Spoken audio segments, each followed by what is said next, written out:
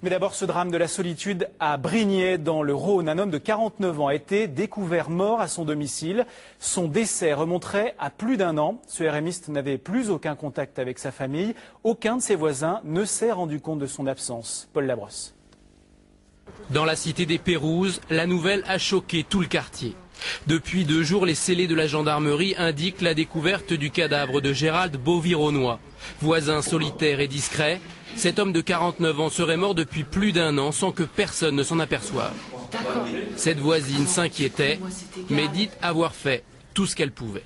Tu vas être célèbre. Paco, le désobéissant. Moi, je me souviens de l'avoir vu fin décembre 2007, pour un jour de l'an.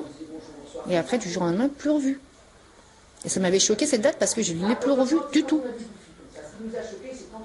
On le voit malade, on le voit blanc, on le voit gonflé, on se dit mais oh, il y a un problème. Et puis pas sociable, pas comme avant. C'est pas une vie de société ça de laisser mourir quelqu'un qui est tout seul, de pas s'en préoccuper, alors qu'en plus on donne une alerte, on dit bon, c'est vrai qu'on n'a pas eu l'idée d'aller chez les gendarmes, c'est vrai que qu'est-ce qu'on pouvait faire à notre niveau. Pour l'instant, les gendarmes ne savent pas avec exactitude à quand remonte le décès de cet homme.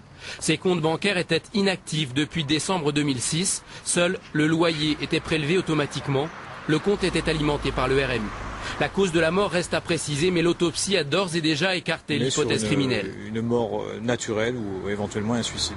Mais aucun élément suspect n'ont été mis en relief suite à notre enquête. On peut penser que ça peut être un suicide ou une mort naturelle, c'est quelqu'un qui avait des problèmes de santé assez importants. Selon ses voisins, Gérald Beauvironnois avait reçu la visite de son frère venu de l'Ain à l'été 2008, mais celui-ci serait reparti après avoir trouvé porte close.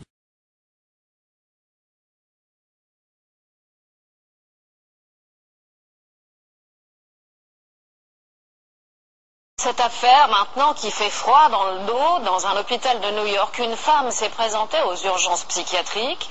Elle a attendu un lit pendant plus d'une nuit sans que personne ne s'occupe d'elle. Elle a fini par agoniser dans un couloir pendant plus d'1 heure et là encore aucun médecin, aucune infirmière ne s'est préoccupé de son sort.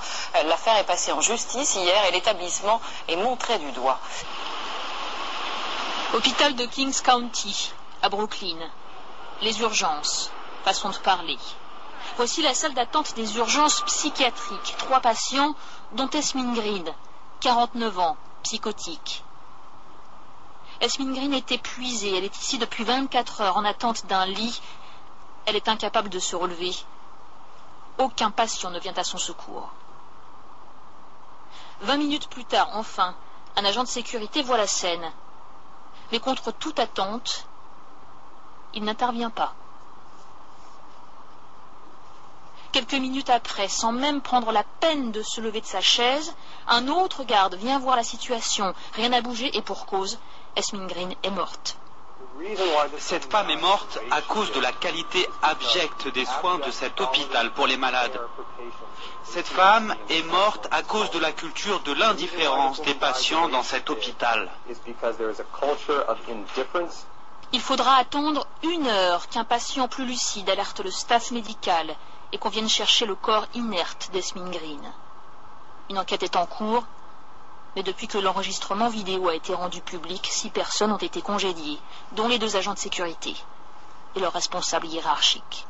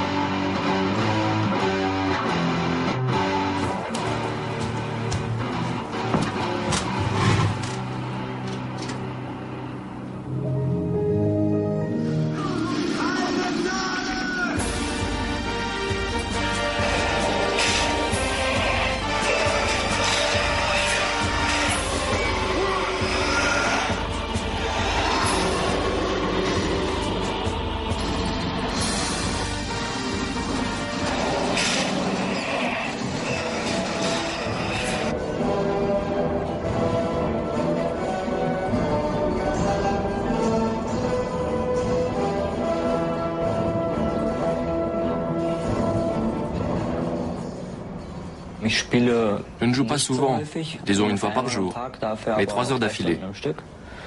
Je préfère les jeux de rôle ou de gestion parce qu'il n'y a pas autant d'action que dans les autres. Ma mère et moi, on se dispute souvent parce qu'elle trouve que je joue trop, beaucoup trop selon elle. Je ne suis pas d'accord. Je trouve que 3 heures par jour, ça passe. Oui, je suis sur l'ordinateur 3 heures par jour. Ça revient sur le tapis tous les jours, cette histoire d'ordinateur. Je suis debout à la porte de sa chambre, je lui parle alors que lui a le regard braqué sur l'écran. Il m'écoute d'une oreille. Évidemment, j'ai du mal à me faire entendre.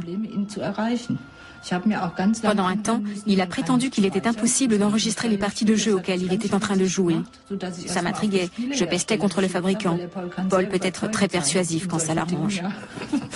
Donc sur le moment, je l'ai cru, d'autant que je n'y connais rien. Je ne joue pas du tout sur l'ordinateur. Je pense qu'elle a peur que je finisse par me noyer dans les jeux. Moi, ça ne me fait pas peur. Je me suis fixé une règle et je m'y tiens. Elle voudrait que je me concentre uniquement sur mes objectifs. Elle pense que je vais échouer si je ne le fais pas. Et je n'arrive pas à la convaincre du contraire. Ce qui le fascine là-dedans, c'est qu'il tire des ficelles, sans en subir pour autant les conséquences.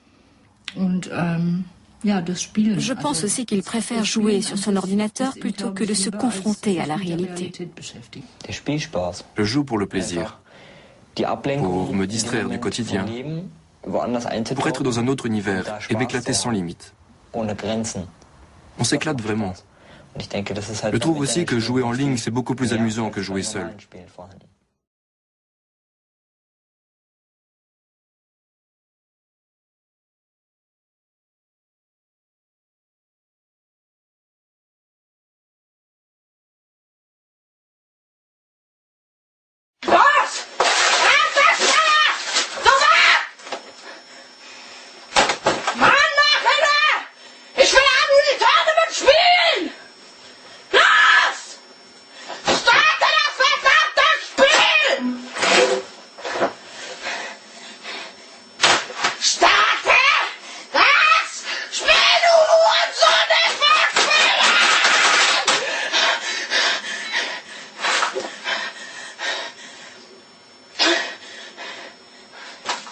Ich sag's nicht noch einmal.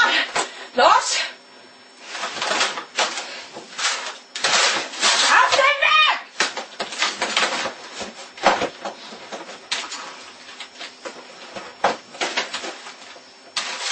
Ach! Was ist das denn? Oh mein Gott, was ist geschehen? Ich will Henry, ich will spielen!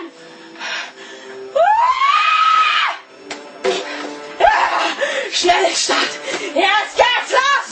Jetzt geht's los! Jetzt geht's los! Jetzt geht's los! Jetzt geht's los! Spielen! Du Wichser! Spielen! Spielen! Es lädt! Es lädt! Ich will nicht, dass es lädt! Wenn es lädt, dann muss man immer so lange warten! Ich will nicht warten! Ich will jetzt auf den Willen!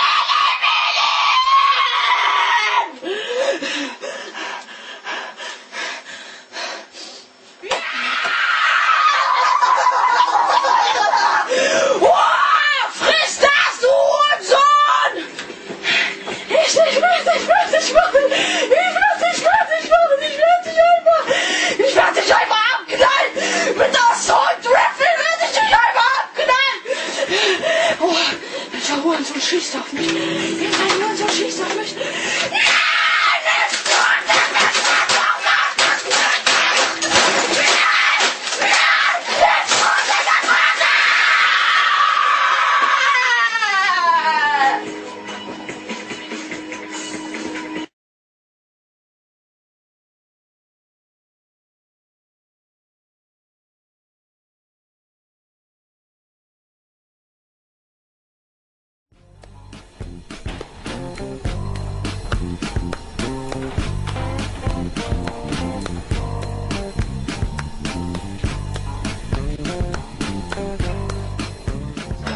Ouais, on vient de lire un super bouquin, vachement pertinent des explications. La société postmoderne est celle où règne l'indifférence de masse. Société indifférence. C'est paradoxal, non? Bah, tu vois ce que je veux dire, parce que vivre en société, c'est avant tout vivre ensemble, être amené à se rencontrer, se coller dans le bus, échanger, se demander comment on va. Enfin bon, c'est pas forcément le bon exemple, mais en tout cas, c'est faire ensemble ce monde dans lequel on évolue, pour nous, mais aussi pour ceux qui viendront après. C'est con ce que je viens de dire, non? Bah, en tout cas, j'assume mon côté idéaliste, on a besoin des autres. Tiens, en fait, tu peux me filer les 20 € dont t'avais besoin l'autre jour? Comment ça se fait qu'on en a rien à foutre des autres? Eh ben, je peux te dire, ce bouquin t'explique ça de manière si construite. On ne pense qu'à notre gueule. Et là, tout c'est clair. On est trop centré sur nous, du coup, on n'est plus à l'écoute. Enfin, c'est pas qu'on n'est plus à l'écoute, c'est qu'on s'écoute trop, nous, notre ego, et du coup on banalise beaucoup trop de choses. La misère, l'injustice, la souffrance, enfin, toutes ces choses contre lesquelles on devrait s'insurger. Mais au quotidien, on passe à travers de tout ça sans que ça nous atteigne vraiment.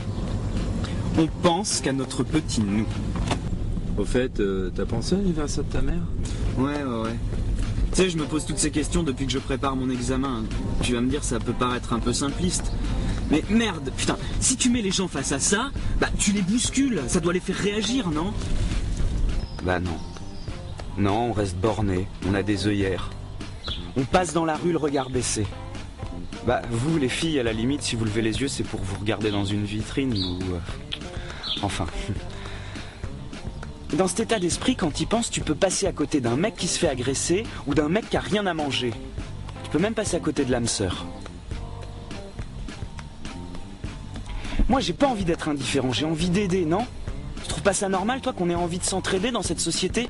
Ouais, et tu pourras me passer ton brouillon tout à l'heure? Mais bien sûr. Cool. Tu sais, l'indifférence, elle est présente au quotidien dans toutes les situations. Mais en fait, on la voit pas. Et tu sais pourquoi?